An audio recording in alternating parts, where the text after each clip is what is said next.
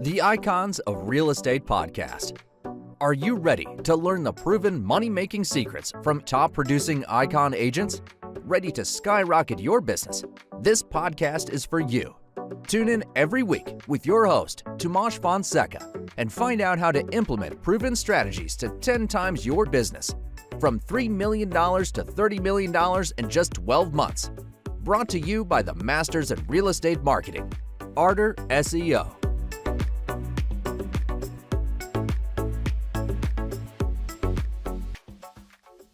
Welcome to the Icons of Real Estate. I'm Tim Calloway. We have a very special guest for you today from my hometown of Houston, Texas. We have Smita Singh with eXp Seth Brothers team. How are you, Smita? How are you today?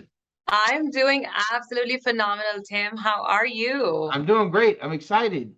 Likewise. By the way, I didn't know you were Houstonian. I am born and raised, and that's if you were to ask me where I'm from, even though I've lived a lot of places, I'd say I'm Houston, Texas. And yeah, I grew up there, moved away, moved back, moved away, moved back, one of those deals. But my whole family lived there. My mom actually, and then I lived in Dallas for another 20 years. But for most of my life, born and raised in Houston. My dad's side's down there. Yeah. Wonderful, wonderful. Yeah. So great city, big city.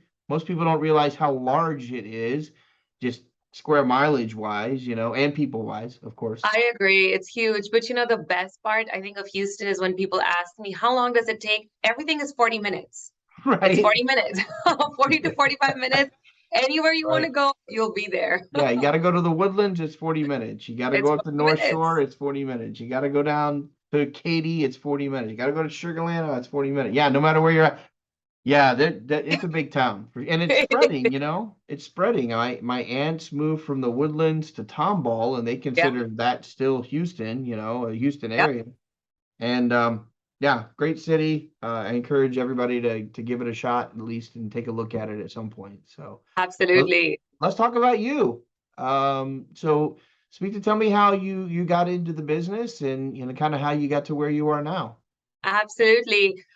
Well, let's go the long story route, right? Let's do it. I was actually born and raised in India. Okay. And I was there until about 12th grade, so high school. I completed high school. And at that time, my parents were moving to Holland. And I decided that I did not want to spend 6 months in Holland learning Dutch, which now in hindsight, I'm like, wait, what? Why did I do that? But anyway, so at that time I said, okay, you know what? I'm going to go to the US and study. So I came here for my undergrad. I did my undergrad in Pennsylvania. I was there for 4 years and I've never gone back. Wow. I just do not like the cold. I don't know how I did it for 4 years. In college, you're an undergrad, you're a poor undergrad, you don't have a car. So all of that stuff. And my last semester, I was like, I need to get out of here. Like, I need to figure out something. So I started applying and I got a job offer in Houston, Texas. So that was, and I said, okay, that's it. I'm out. Like, I'm not coming back here. Sounds warm there. It sounds warm in Houston. It's hot in Houston, and I like that way. It's swampy hot in Houston. That's right. That's right. So, yeah, I moved to Houston for my first job. It was in the oil and gas industry, and I was the cost controller, the cost engineer simultaneously for about 10 to 12 projects at one time. So as a fresh graduate, it was a phenomenal experience. I was, being part of so many projects at one time and kind of learning the whole thing. It was absolutely phenomenal. It taught me a lot of different things. Definitely the first thing was professionalism, right? It's so important to be in that setting and to be able to learn professionalism, which I believe I bring to my real estate, brought to my real estate career. That was one of the very first things. The other thing was, just being, so Houston is oil and gas, right? So imagine I was the only woman sitting in a board meeting with like 15 other oil and gas managers and CEOs and all of these people, and I'm telling them that, hey, you're spending way too much money on steel. So Right. it just taught me that I had a voice, and if what I'm saying is accurate, then I'm going to stand up and talk about it. So really a lot of different skills. And I had a great mentor, which was also another really good thing. And he taught me the ropes. So I was very fortunate.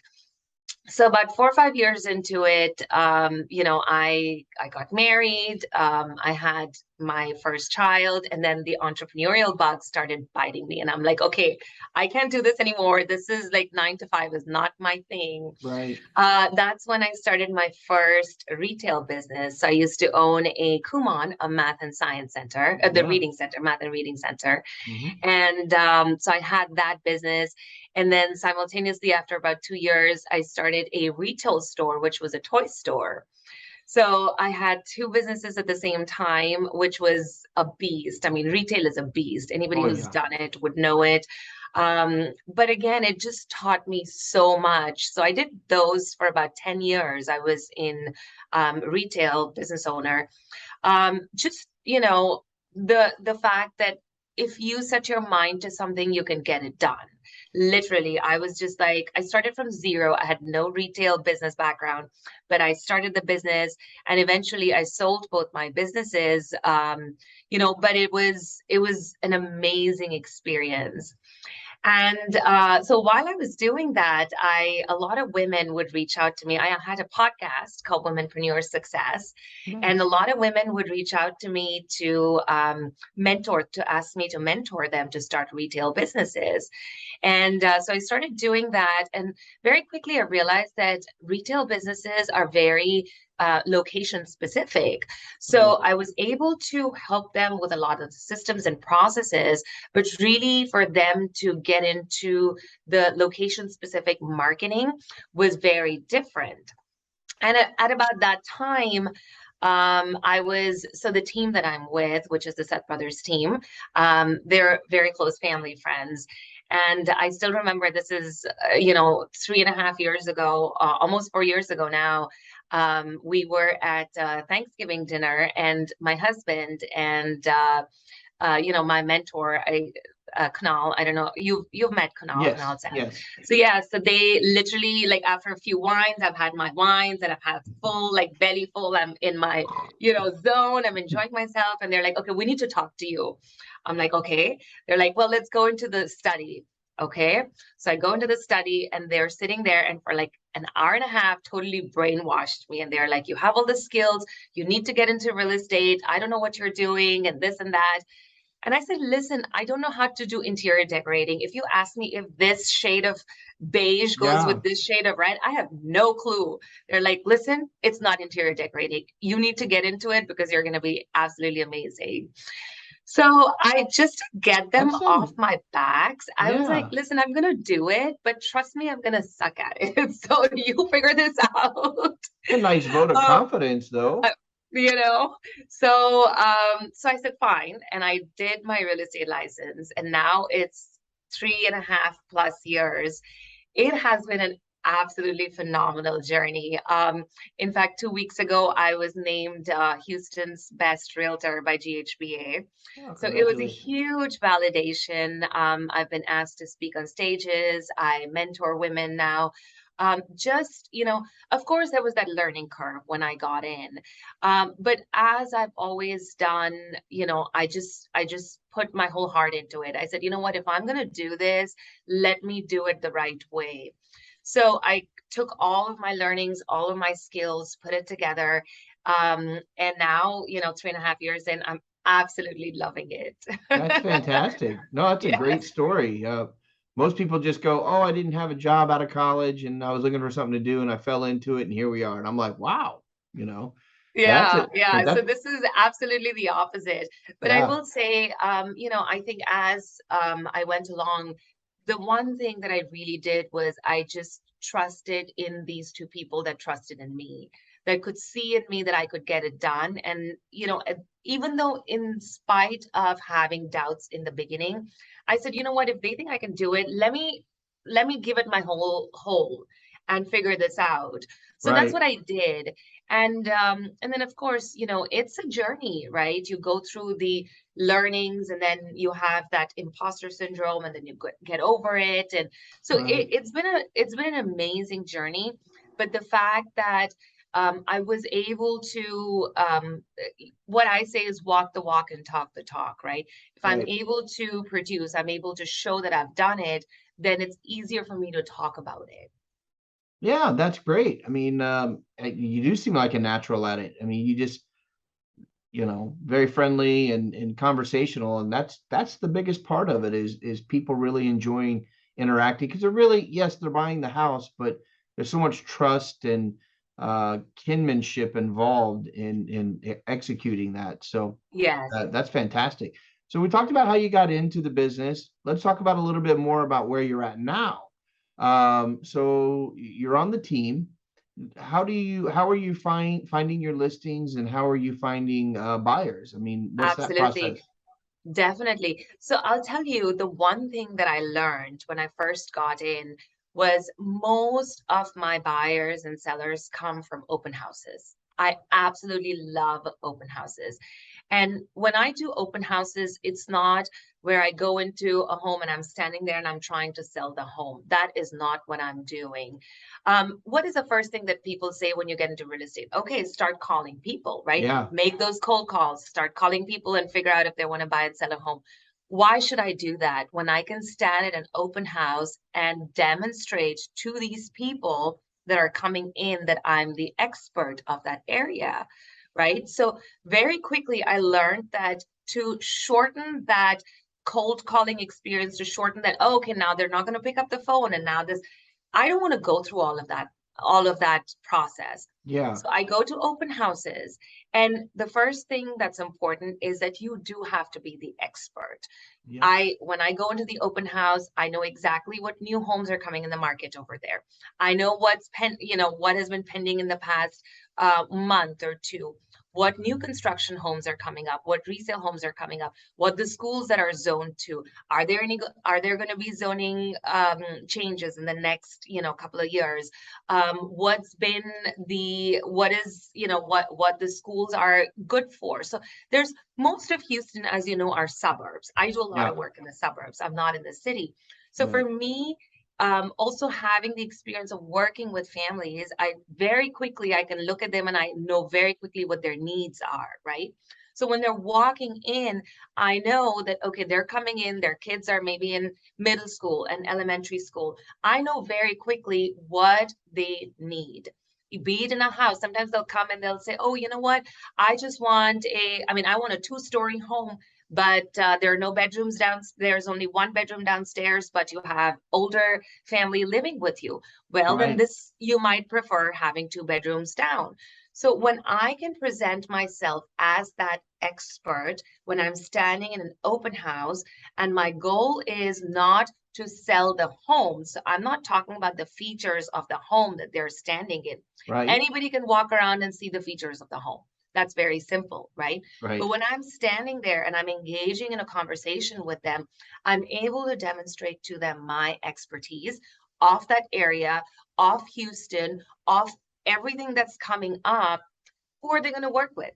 Right. Right. So eventually they're just going to say, okay. And for me, it just absolutely shortens that whole cold calling process. I'm immediately, they know, they see, see, and trust me. They're able to see my passion when I'm talking to them. So that really has been my biggest, lead generation, is open houses. Nice. Yeah, I don't hear that very often. I hear a lot of other things, but yeah, I mean, you really can use that house or that open house as a tool, right? I mean, 100%. And yeah. the other thing is that a lot of real estate agents tend to hesitate from having conversations, right? But think about it. If you're standing in an open house and somebody will ask you, how's the market doing? How's this? How's that? What are the rates right now? This is an absolutely amazing place to practice. So you're standing right there, you're having real conversations with people. And the more you talk about it, the more confident you get. You know Yeah. exactly what's happening in the market. Next month, when you're doing your next open houses, you see the difference and you can very quickly tell them, hey, this is what was happening last month, but this is what's happening today. So it's literally boots on the ground. Yeah. So for me, it's, in the beginning, I was quite hesitant and I was like, wait, how am I going to talk to them? What am I going to say to them? But eventually, everybody wants information, right? Everybody wants to know what's happening. And if you're that expert who's able to provide it to them, why would they not work with you? Yeah. Fantastic. I love hearing that. So let me ask you one question before we get to Mhm. kind of what the future looks like. But if I had a magic wand and I could fix anything for Smita, the things she thinks about when she's laying down at night and goes, "Oh, I got to get this," and it's a constant. I don't like calling them problems; they're just issues that need to get done. What could I fix for Smita if she needed it fixed? Oh, I love that question. Tons. Can I send you my Yeah, list? you're like, let me send you a list and you work on that and you let me know. That's right. Just you only get one. It's That's right.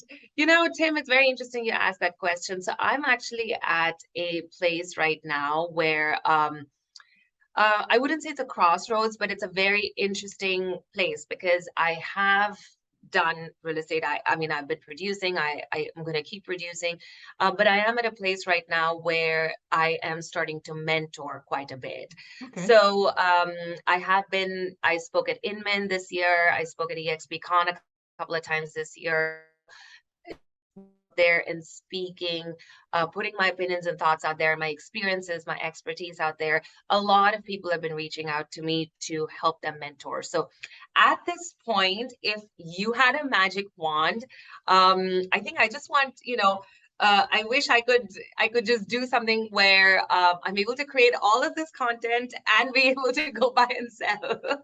So it's just, I think, a matter of, and I always say it's not a problem of time, it's a problem of focus, right? Yes. So Yeah. we all have the time. We just need to kind of put that focus together. So really, and it's interesting you say that because I just got back from a conference last weekend. So this Vegas. week is Yes, exactly. So Mhm. so this week is my focus week where I'm just strategizing to put all of my processes in place for kind of getting that wearing a little bit into the mentorship part of it. That's fantastic. Yeah. Yeah. Did you get a chance to meet our owner, Chris Reed, or my producer, Thomas Fonseca? No, I did not. I They did were there. not. I They should met. have looked them up. Yeah, well, we work with a lot of EXP realtors, so they were there, hobnobbing and enjoying the Yeah. time with all of you. So yeah, that's pretty exciting stuff. Um, Yes. so let's put our prognostication hats on now that I've put my wand away. And what does the next year look like for Smita, or maybe in the next 3 years? What's the blueprint for you moving forward? Gosh, it's super exciting, super, super exciting. So yeah, I mean, as I just mentioned, the goal is to build a team. The goal is so my collaborative group is called Real Collective, which is Real Estate Agent Legacy Collective. Hmm. And my goal is to build an all-women collaborative group. Nice. I do believe that I identify most with them. I've been there. I have two boys. I know how it is to be a mom and wife and an ambitious I call myself an ambitious and purposeful entrepreneur because I Yeah. have a purpose, I have a mission. So my mission is to help women gain financial independence through real estate. Yeah, And fantastic.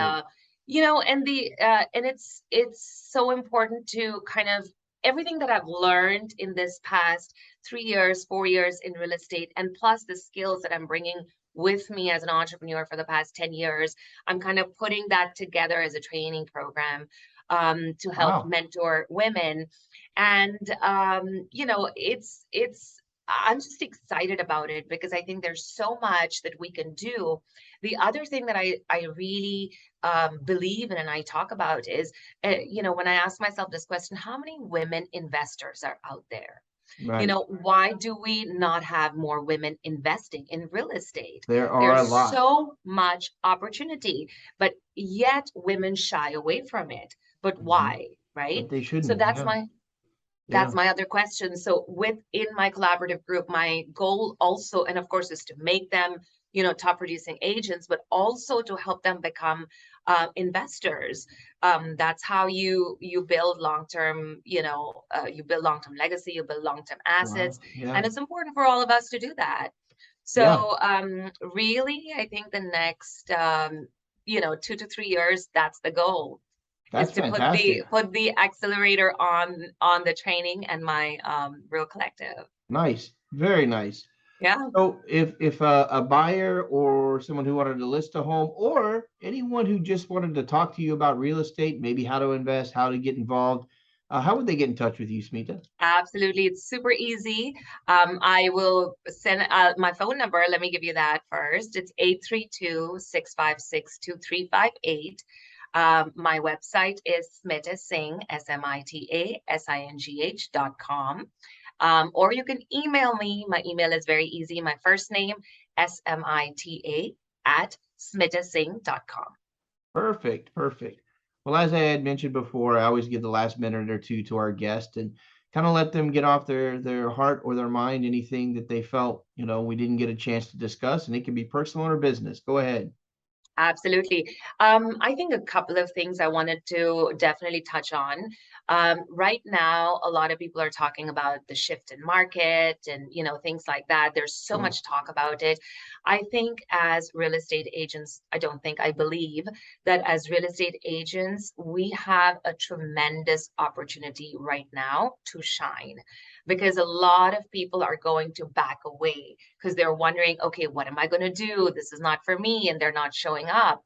Right now, if you show up and do the work, this is where you're going to see the results. And when I talk about opportunity, there's tons of opportunities still, right? I'll give you an example. In Houston, especially in Greater Houston, there's a lot of new construction, and I know that's the same in Dallas. I'm sure Hmm. in several other cities in the country. Well, this is the time to get your buyers to go buy new construction homes. They have homes sitting out there in the market, their inventory homes. They're wanting to get rid of it. They don't want that holding cost for the next 2, 3, 4 months. They're Right. giving away tons of incentives, right? Last week, I just wrote a contract for an inventory new construction home. I got 80K off from my buyers, Oh, wow. 80K, right? So Yeah. the opportunity is there. In any market, there is going to be opportunity. Yes, perhaps resale, not as much currently, but find the opportunity in whatever market there is and make it work for you and show up, because that's half the battle. So that's my one, advice tip. Because I really, when everybody says, oh, the market is slowing down, I'm like, listen, yes, the market may be slowing down, but there's still tons of opportunity out there. So Tons. let's make it Now it's work. just time to work, right? Absolutely. And I think Yeah. this is where the rubber meets the road, right? Mhm. If you're able to, in the next year, stay at it, show up, do the work, who's going to stop you? I mean, Right. when the market is back, there's going to be a lot of people that have left. You're the one who's standing there. So make sure it's one of you. And yes, I'm excited for my Real Collective. So if you're a women entrepreneur, women real estate, I call myself a real estate entrepreneur. So if you're a woman real estate entrepreneur out there and you're looking for mentorship, guidance, please reach out to me. I'm happy to Awesome. help. And I mean, I'm a very systems and processes oriented person, because I feel like that just helps me save time. So Yes. I'm very happy to share my processes and systems with y'all. Perfect, Smita. Thanks so much for being on the show. I really enjoyed it. A lot of good sage advice in there. Um, I'd love to catch up with you maybe 3, 6, 9 months down the road and see how things are going. Absolutely. Let's do it. Thank Have you, a great Tim. Thank week. you so much for having me. Yes, have a great week.